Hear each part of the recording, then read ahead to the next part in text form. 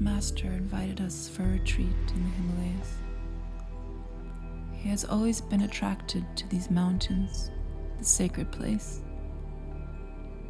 The mountains are beautiful, but the beauty of the Master is beyond comparison.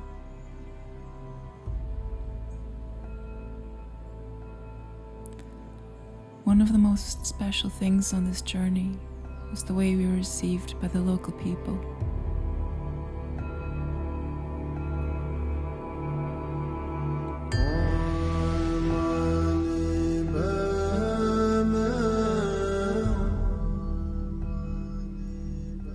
Devotion deeply rooted in their culture, and to receive a master, an enlightened being, is one of the greatest honors one can have.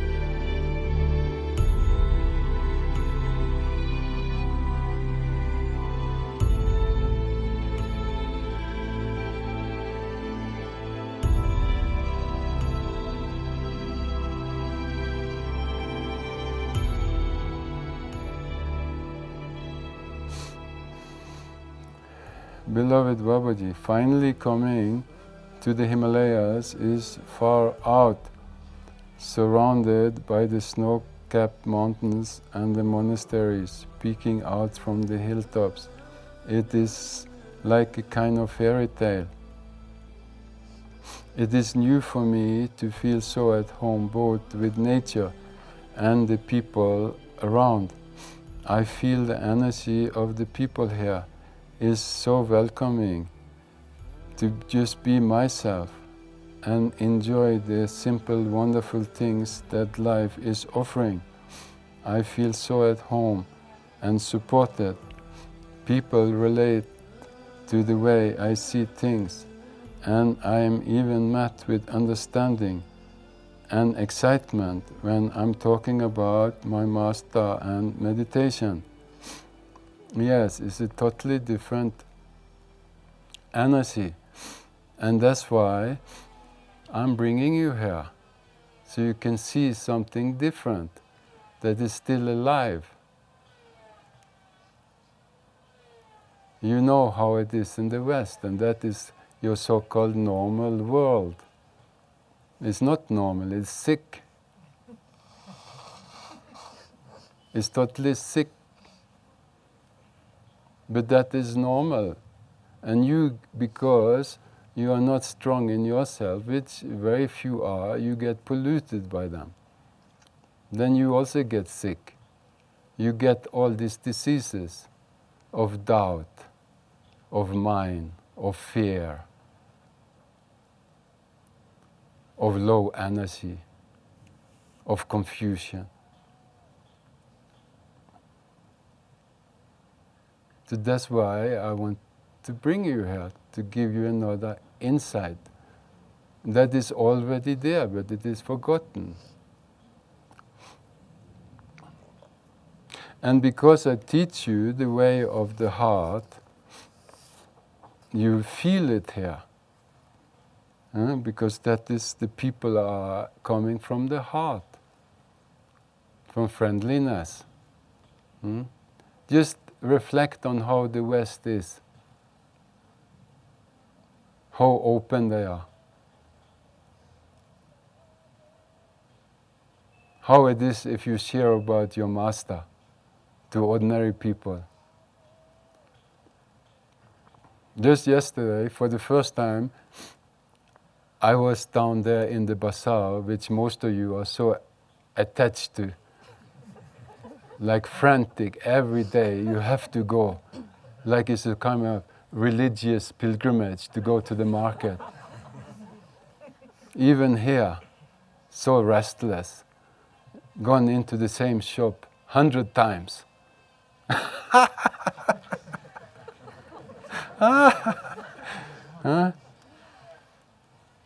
I should keep you here for 2 years, not 2 weeks. Even 2 weeks you get the taste. With this old habit of running around, looking at things that you don't need, instead of putting your fat ass down and meditate, get support from the mountains and the silence here. You forget. Even here you forget. No? It takes time. This is just the taste. Anyway, then yesterday, for some reason, I found myself there. Then it was a totally different world. I haven't, first time, I said, oh no, it seems like soon we are leaving. Then maybe I should go down there and look. And then it was blasting music, pop music, and the young generation wanted to be so cool.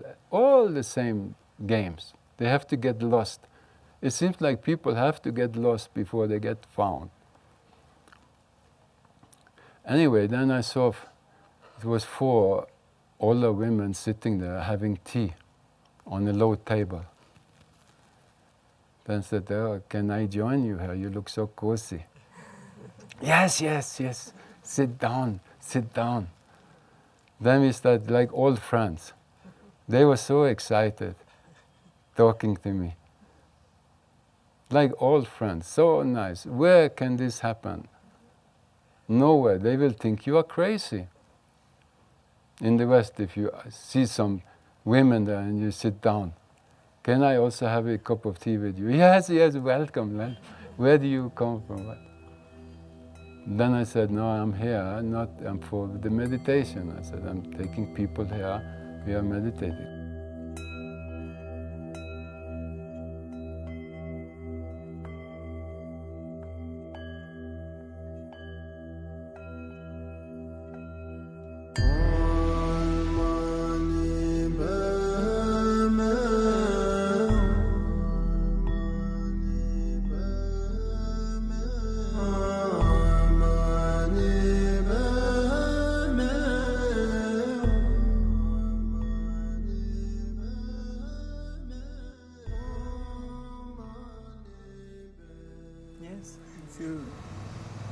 Talk about, since you talk about the Ladakh people, if you could talk about the difference between the devotion of people here and people in the West, and how it is this difference. Yeah, here I feel they are born in they are already in this tradition also. It's so natural for them. It's so, yeah, it's so beautiful to see, you know. Because even sometimes here in the temples, you know, I come and then I see the Ladakh people prostrating, you know, and sometimes I feel a little embarrassed, you know. I would like to do the same, but it's almost awkward, you know, I feel. And then I saw the differences because my mind, you know, they don't mind to bow down and to look devotion. Is the ego that is, in a way, maybe is more fed in the Occidental society, you know, then these beautiful things to bow down to this statue that means so much. I feel that I hold on because it's almost awkward to do it, you know, something. And for them it's so natural, you know, it's so in them. And this is beautiful.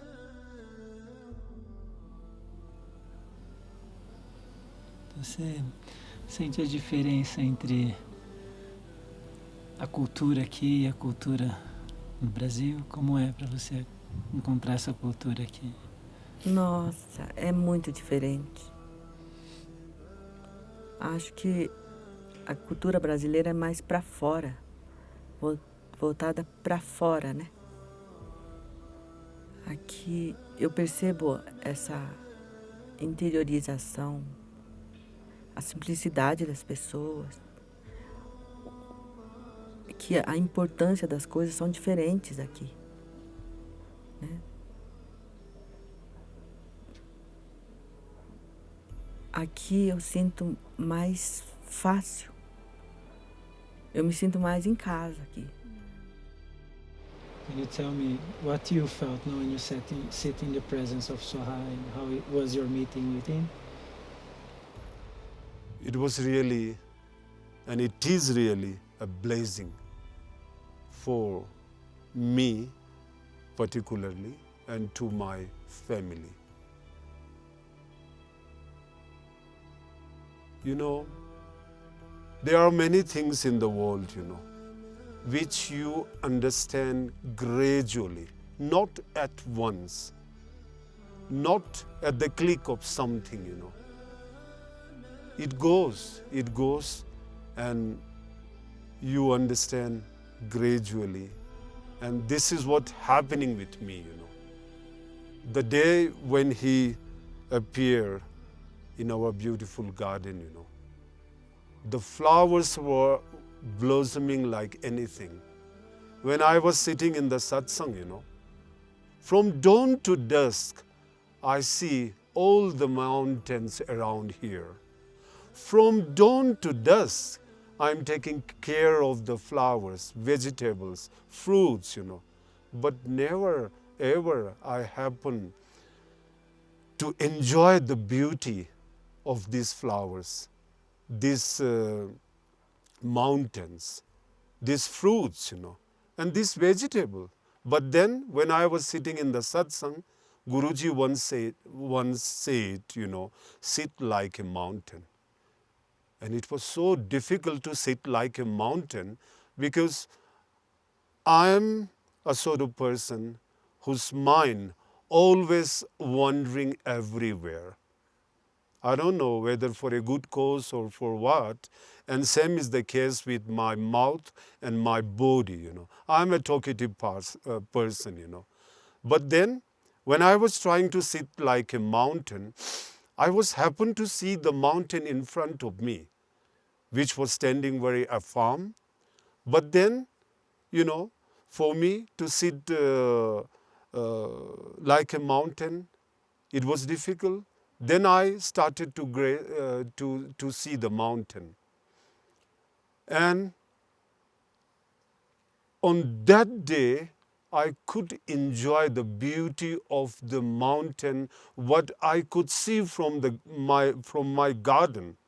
On that very particular day, I could appreciate the flowers what I have in my garden. I do not know the name of all the flowers, but the flowers appear so beautiful to me that day. And my friends, each evening when they begin to appreciate about the taste of the vegetables, until now I just nourished them. I cultivated them. I can't distinguish between organic and other vegetables, But then when my friends begin to appreciate the taste and the value of organic vegetable, I begin to think and I begin to feel even, oh yes, these organic vegetables are so delicious, so healthy. And in a way, I'm feeling very, very healthy now. So this is the feeling and this is the presence of Guruji, what I'm feeling, And I think it is a blessing for all the devotees and all those sitting in the garden. And this is going to multiply. This is really going to be blessing for all the sentient beings. Jai Guruji ki.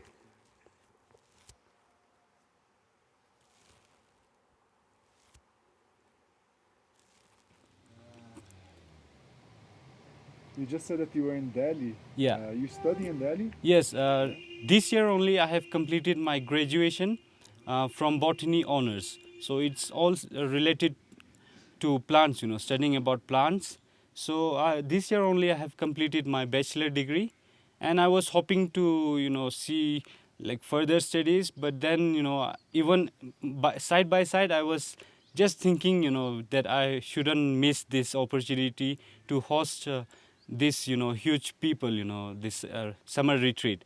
So side by side, I was just praying to God so that, I would stay in Leh to host this beautiful, program. So ultimately, I'm fortunate enough to witness the program, and I'm very blessed with Babaji, I just got that positive vibes and positive energy when he was all around me, and I'm very thankful to him. And I'm very thankful to everyone, each and every one of you. You guys are very kind, generous, helpful, and we enjoyed a lot, And this summer is my best summer ever, Yeah. That's beautiful. Yes. Yeah, the retreat ended with Babaji going away. Yes, right. And then he took you and he spun you. Yeah. How was that moment Oh, for you? that was very precious moment for me, It was very blessing for me. And I just, felt that positive vibes coming inside me, And it was so extraordinary, like the best feeling ever. And he just, kind of danced with me, and it was the best moment, Yeah, I like it very much, Yeah. Yes. And do you feel, because you come from a very, Ladakh is very traditional, the Buddhism. Yes. And you come from a Buddhist family. Right. How do you integrate this experience with your faith in Buddha and Buddhism? How does it mix together? Yeah, actually, Buddhism is a practice, And the Buddha himself said that it is my experience in my life. So whatever I have experienced, I am just teaching you people. So he just said that you need not to follow me. If you think that my experience and my all things are like worthy, then you should follow. Otherwise, it is not a compulsion. So I just love Buddhism, and faith in Buddha, and I just love the spirituality, and because of we believe in Buddha, so it is a mountainous region, and we just have a faith in God, and also, what should I say, the meditation is something like not new, but for us, for me, it's something new, In my past, until now in my life, I have never done any meditation session or I have never been to a meditation class. But after joining here, I have been into 2-3 meditation classes in the evening. Of course, in the morning, I was present all day. But in the evening, there was some session for meditation, heart sharing, and heart chakra asana. There are few body relaxing, body stretching exercises. All were very good. It just tells us to find ourselves more. To know ourselves more. The meditation is very powerful. We just sit in a quiet place, breathe softly, and it just went through your mind, and it was very beautiful. So I would definitely love to try, not only try, but to do meditation in my, upcoming days. So I just love it. It gives you the, feeling of who you are, and it just shares oneself. So it's great, Yeah. Yeah. What do you think is the key for a happy life? Happy life. Take it easy, everything. Whatever it is, take it easy. Don't think too much. Not be serious. That's it. Yes. Love and compassion. If you give someone love and compassion, you will get more. Yes. From then. Like a butter system. Because it is our feeling. Yes. It's feeling. More important is feeling. Yes. That's what Babaji says too. Yes, Easy Babaji, is right. yes. Take it easy. Take everything. When I say something wrong, no. If I think too much serious, then it is not good. So take it easy is the best method of way of living happiness. Yes. Jale. And you have to tell us about this sharing yesterday. Really, I don't know about that, okay? A minute. I was in the field and asking my mother, now I'm going. And she said, where are you going? I'm going for the stretching. In the evening, there's some stretching because I have pain here, okay? So maybe it helps. And my mother said, okay, then you may go. So I run. As soon as I reach there, you heard some sharing it. I had to, what is this sharing? How to manage? I was in the middle. Oh, it was for the first few times I didn't hear from him what he says. I was in serious now. On that time I'm serious. How to manage? What to say? Like this. For the sharing, I have heard this word, and this word I have already, but this kind of program I have seen for the first time in my life. So I'm very afraid of it. What to share, how to share. That you're sharing beautiful with us all the time. No. Very beautiful. No. The second last girl told me, now your turn, and I say, you're. Nice, beautiful. Babaji way of talking, way of preaching, everything is very nice. I like. Stabilize for Babaji. Yes, I like. It is Babaji who meet us. Yes, you are coming very far from here. Yes, and we are waiting since a long time. Me, my brother, my sister-in-law, everyone. Yes. It's very nice. We've been waiting a long time. Yes, long time. Long time waiting, it was fruitful. Very nice. Mm-hmm. Yes. We all are blessed. Yes. From Babaji. Yes. How is it for you to sit in the satsang with him? How is it to sit in the satsang with Very Baba? nice. Very nice. Beautiful. Very nice. Yes. First time I'm in satsang. Never before I've been there, something like this program. First time I've seen it. Hanji? Ye लीजिए.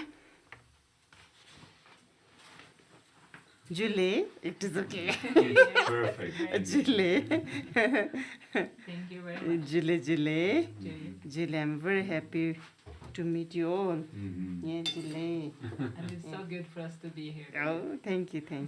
We feel like we came home. Yes. When Babaji told us that to brother meet again after some Kumbh Mela. I'm very happy, very happy. And say, I'm the Kumbh Mela sister. So that I got all my other brother also. Yes, not only him, all. We all like our karma. It is really our karma to meet here in Ladakh. Not anywhere, but like a family member.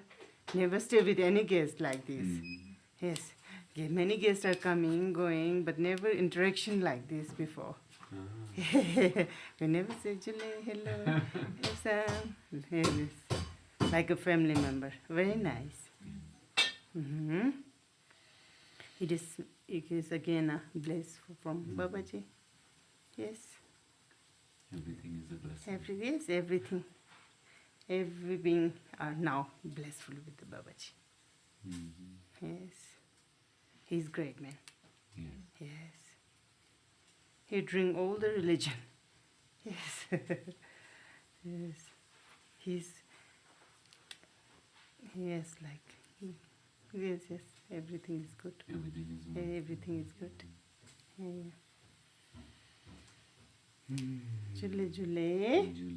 Jule. And maybe we leave you in peace. Oh, thank you. Thank you. Peaceful for everyone. All being. You, me, everyone. Yes. Thank you. Thank you. Jule. I'll cook quickly, okay? Jule.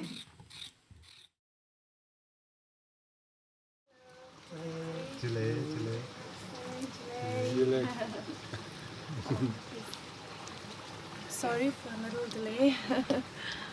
That's fine. Nice to finally meet you.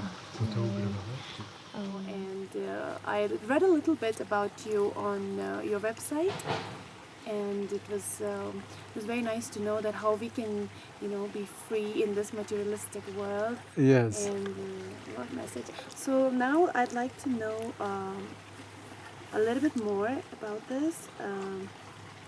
So it'll be a casual conversation, and I will just record it. So I will get a brief information from this and a little bit from your website. Okay. That's fine. I'll just keep on. So, Guruji, you're from? I was born in Norway. Nice. But that was just out of convenience, so I have a good passport. Okay. Because I've been living maybe 15 years in India, and in America, and in Brazil. So I'm a gypsy. And this message and this inspiration to spread about Osho and in the religious point of view, where did you get your inspiration from? From India itself, or because you saw the lifestyle of people outside? No, it was no inspiration as such. I was always a seeker, and I wasn't.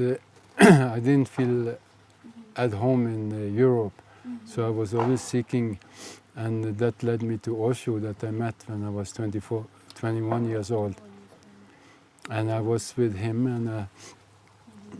and then when he left his body, then an awakening happened for me, and. He, as in, he was. Huh? You are referring to he? Is Osho. Yeah, Osho. Yeah. Okay. Yes. So when he left his body in 1990, I think, then 1 year later I had an awakening experience. And then I moved to the Himalayas for many years to integrate this. And in fact, I thought I would live here always. I didn't have any pull to go back to the plains of India or to Europe or America. But then I just had this call that the days of being in the mountains and separated from people was finished. So I had the impulse to go back. In fact, my father was very sick at that time, so they invited me, they asked me if I could come there. And that's why I went back to the West. And then when I was there, then friends felt attracted to me, and they asked me, can't you start sharing? So that's how it happened. It was never any idea from my side. It was spontaneous happening. And from the good feedback you got from people. Yes, and good results. Good results. That people became happy and more peaceful and loving and like this. So then we made like a center, a commune in Brazil, and also in Norway called the Dharma Mountain. Okay. Yes, I saw that. Yes. But then sometimes I take the whole Sangha for a little picnic, I call it. Be that here to Leh, or we have also been in India, or in Thailand also we have been. In Japan I was invited, I have a retreat there. So we have been different places, but I think the favorite so far is Leh, because there's still some innocence in the people, and you know yourself, no? It's disappearing, you know. So I wish it was a little bit more announced earlier, because people are interested. People look forward. I have personally told a couple of people about what was happening here, and they seemed very happy to even just know about it. Yes. And yes, they were very interested. Yes. And so, what do you feel about your preachings in Ladakh? How is it? It's beautiful because I feel totally at home here. I have a connection with the Himalayas from the past also. So I always felt more at home in India and in Himalaya especially than in the West. So it's much closer to my heart there. And all my people also, they love it because it's much more easy and simple and open people than it is in the West. Yes, it is. So what is, could you brief a little bit more about Osho and how it's different from the traditional religions? Is Osho a religion exactly? No, I wouldn't say like Buddha himself. He wasn't a religion when he was here, no? So the religions comes after. So when the enlightened beings are here, then they speak the truth. And then it's really alive. And that's how it was with Osho. When he was here, he was the flame, no, of that enlightenment. So then the people around, who are thirsty, they get something, you know. So it's like that flame from the master that jumps to the disciple, no. This is something mysterious. And that's what happened for me also. It was never any thing I thought about. And what are the basic principles, I would say, about Osho? Is there any rules? Is there how can people follow Osho? Well, what attracts people towards Osho? Well, Osho, he had a whole new message. In a way, the truth is eternal. Yeah, like silence, like meditation, like love, it's eternal. No? So he just he created new meditations for the modern man, which we haven't used much here because it involves more maybe dance and laughter and crying and like this, not more to release things.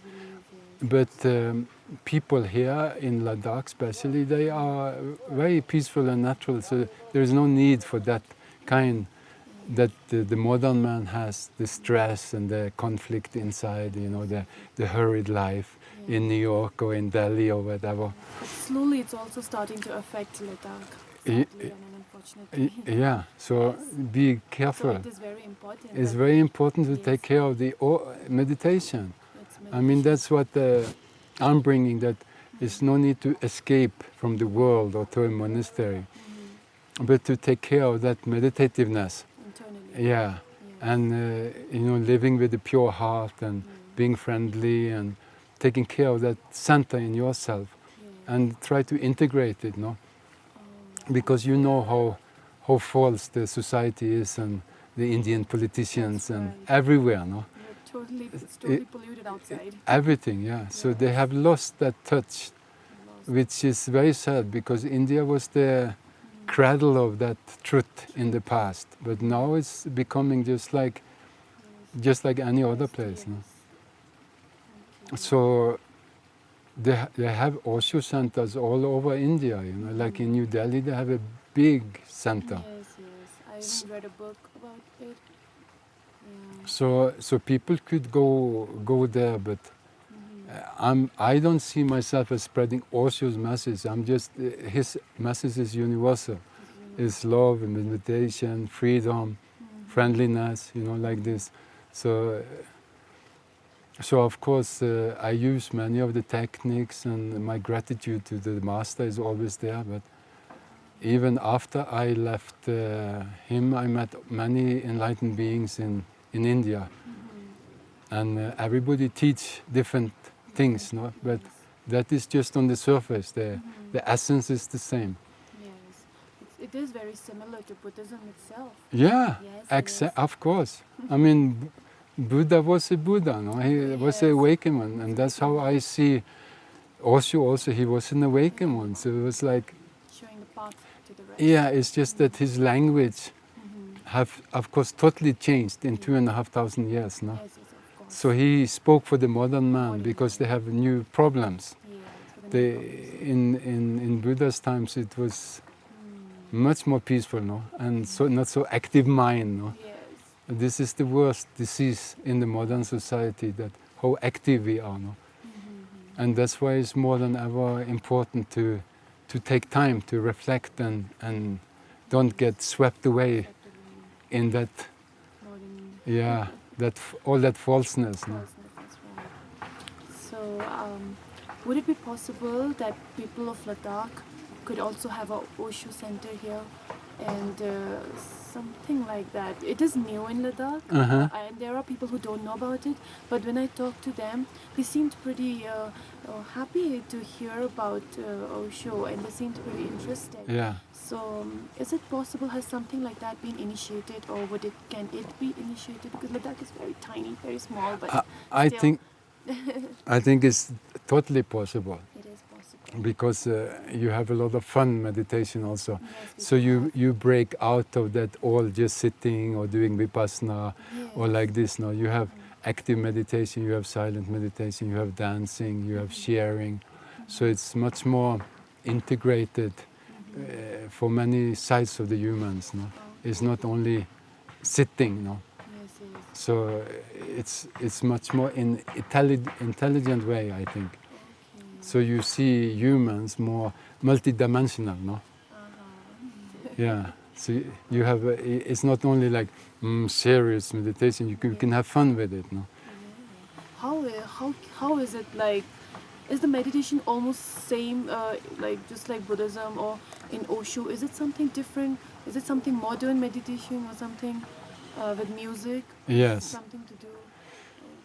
Well, the meditation for me, meditation is a silent mind, no? Where you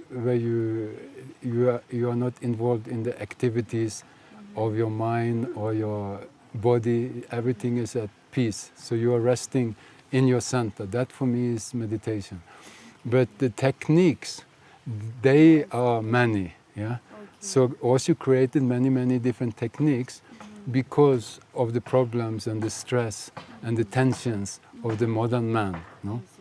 So this old meditation of just sitting, they don't work so much in the beginning.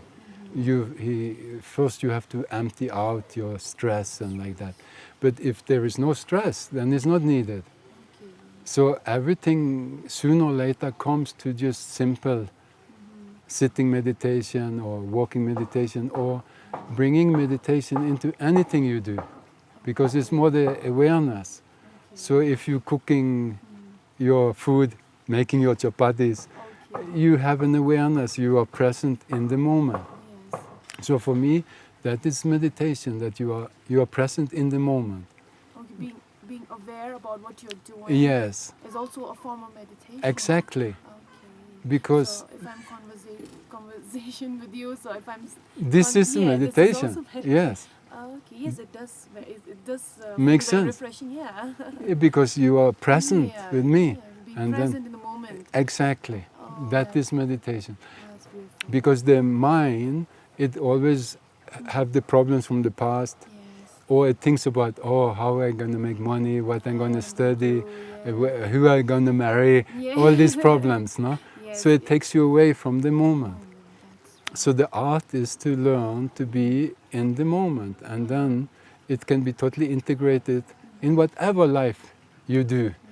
If you have family, if you are alone, if you are a monk, it doesn't matter, because it is how you live your life, and bringing that that beauty or that awareness into your action, which maybe takes some effort in the beginning, but it's natural in every human being.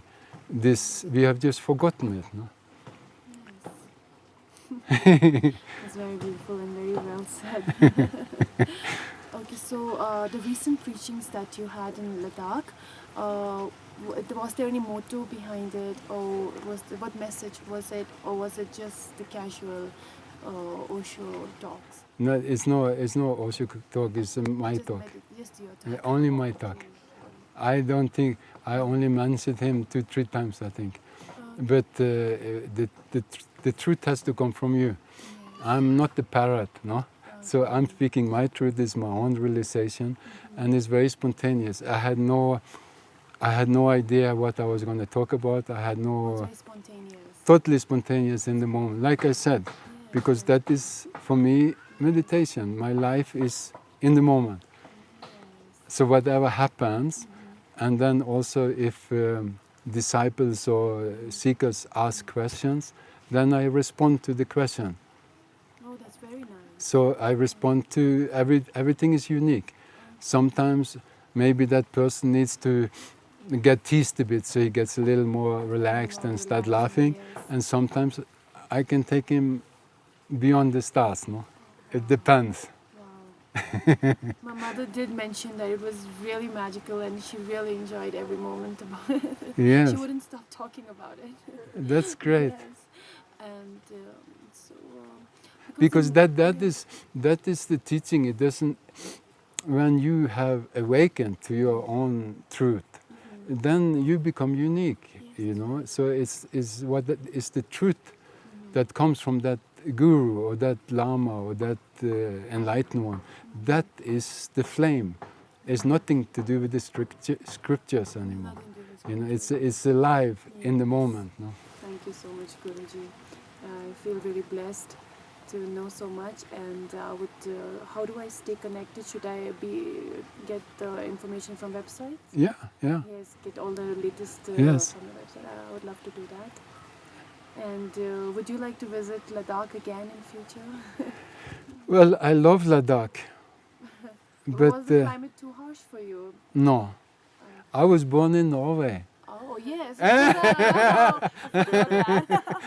yes. It's just like this. Yeah, you shouldn't find it hard. It's just like this, except the tradition of all the Buddhas. Yes. So that's why I feel much more home here.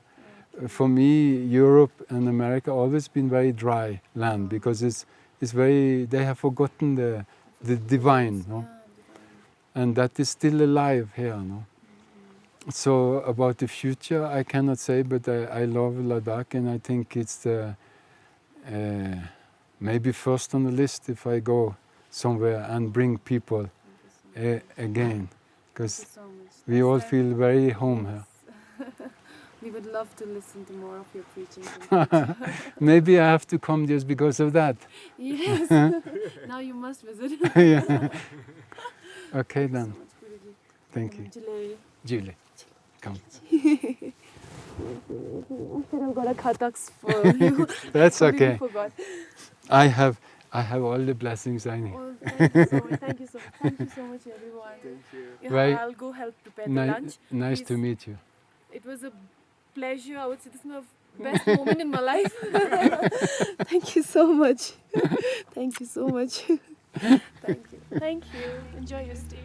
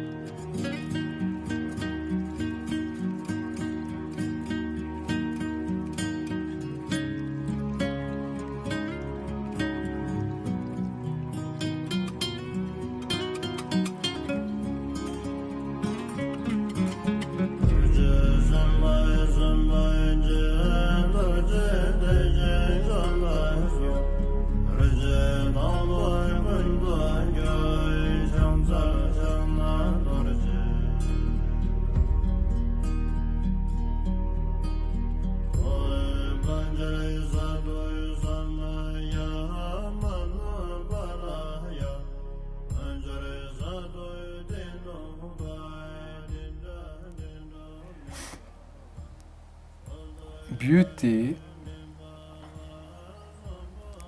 is what I'm sharing. There is enough ugliness in the world, and there is enough focus on conflict, on war, on ugliness. What we need is to focus on the good, on beauty, on love, on silence. That is what the gurus are doing. They're pointing to the beauty, to the peace, to the bliss, that dimension in yourself that you have forgotten. Otherwise, the whole world is just focused on the negative. If you look at any news, it's only negative news. War, murder, rape, conflicts. That is what is interesting. Many times I wonder how come they don't have even one news station with only beauty, only love, only truth. It shows how the world is. How come we don't have one news station with only positive news? There must be so many beautiful things happen every day.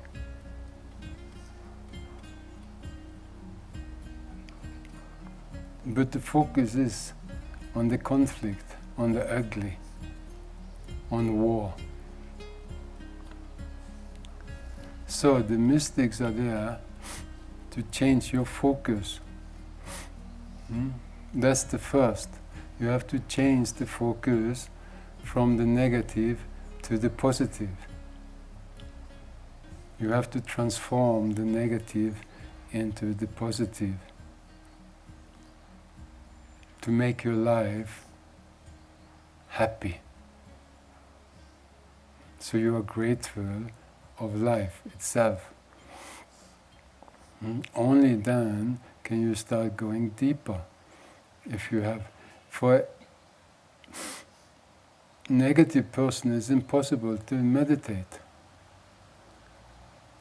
You have to have a happy spirit, you have to have an unburdened heart, you have to have an open mind. Only then can you go in. So this is part of what I'm creating. To tell you the most beautiful stories, to recite the most beautiful poems. I have introduced you to so many, just like my master did for me.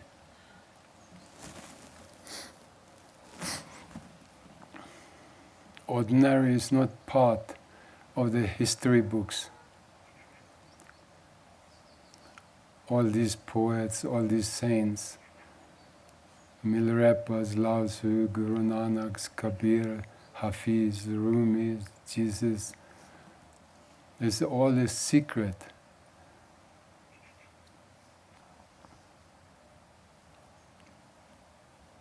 You take us to the most beautiful places, inside and outside.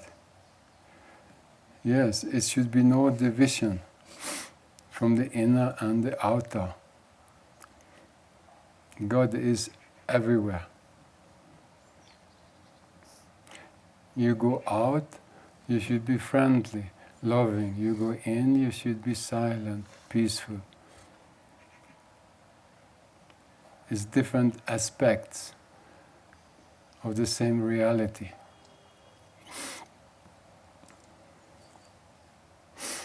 Out of your compassion, you show us our inner Buddha that has always been there, is there now and always will be. How can I, a disciple who lives in ignorance, stuck in the traps of the mind, express my gratitude to a being of light like my master?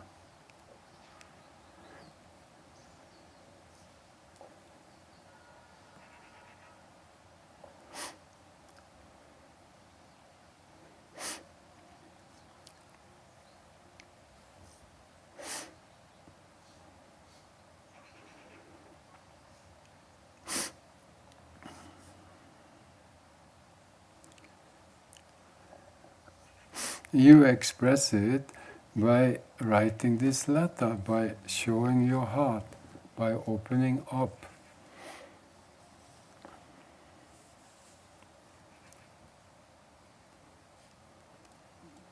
And how you can express is to get more and more in tune.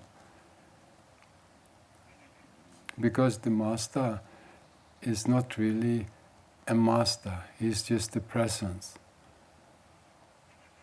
So, only disciples are. Because to find yourself, it means the false is gone. The identification with the false ego is gone. Then there is nobody there as a person. So it's the presence. And that is the mystery between the disciple and this presence. Some mysterious things is pulling you towards it.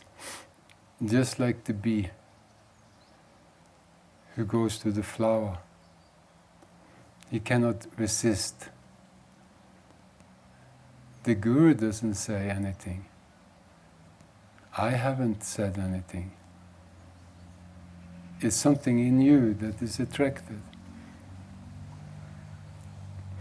And the more open and the more thirsty, the more total you will be. And that's what has happened for so many. Your whole life change. You become devoted to that. And then you get results.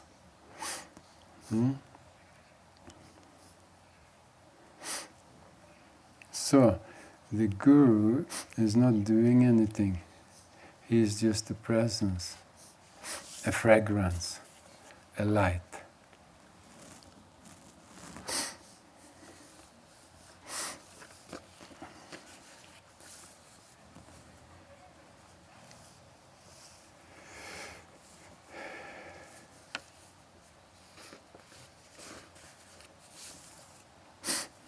Even if I use the most beautiful words in the world,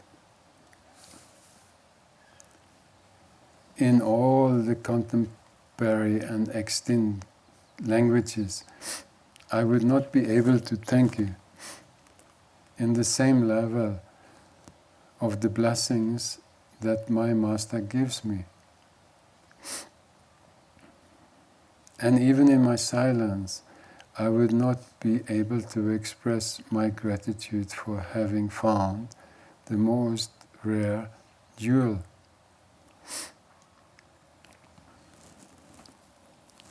If the silence is total, there is no separation. There is no master, there is no disciple. And what is the need for any expression in silence itself?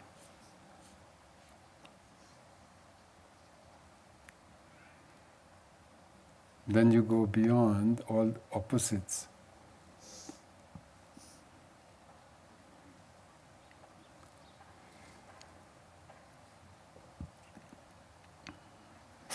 Beloved, tell me, how can a disciple express all his gratitude and love to his master?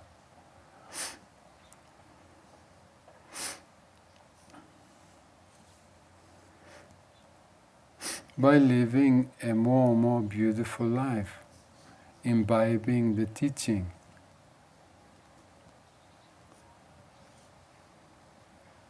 Bringing more beauty, friendliness, consciousness into oneself and the world. Becoming more and more in tune with the truth, with the Dharma.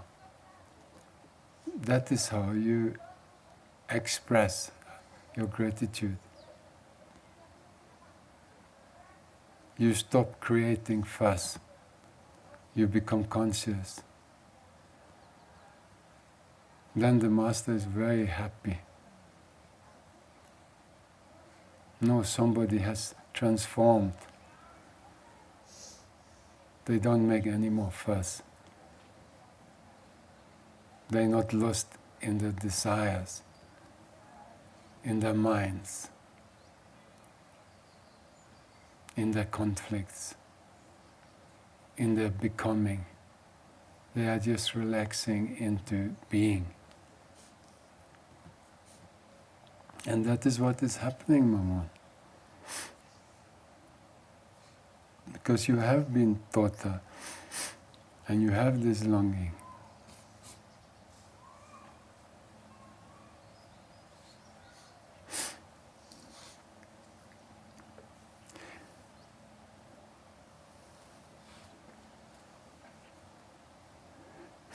Just allow yourself to be more and more absent as a somebody and more present as a nobody.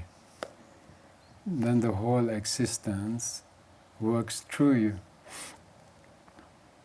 Get out of your own way. That is the message.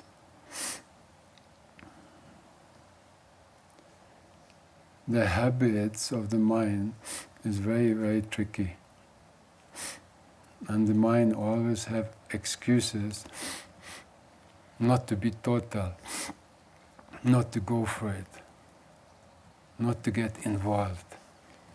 So lucky are those who became a slave of truth itself, of love itself.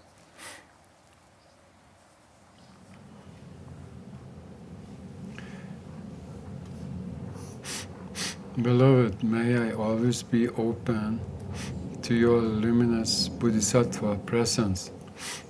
May your light and your fire burn my ignorance and my desires and free me from samsara.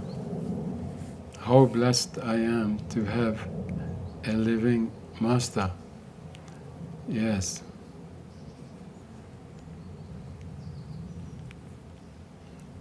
Don't worry, I will burn you. Yes. And that is the right disciple who laughs. So many times people ask, oh, please, please, put me through the fire, put me straight, but they are not ready. It's just words. Just one sentence of truth and they get hurt. You cannot fool me with your beautiful words when you don't live it. It's a totality.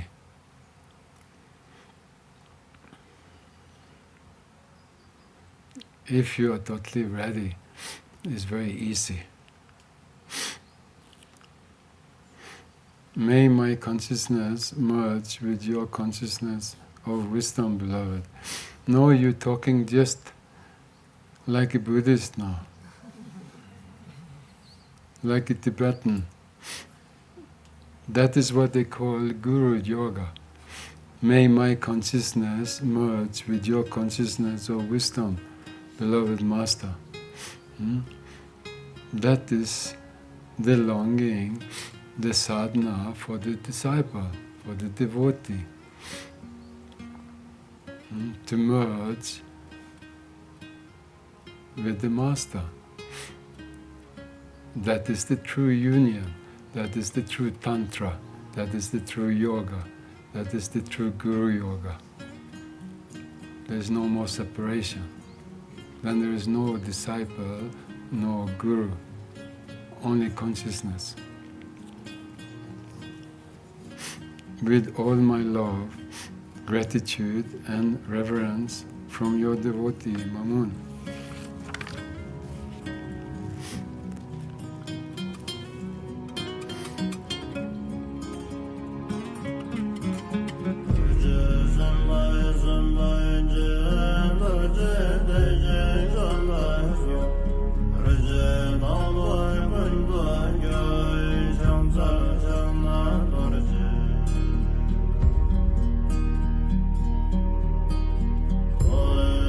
Bye.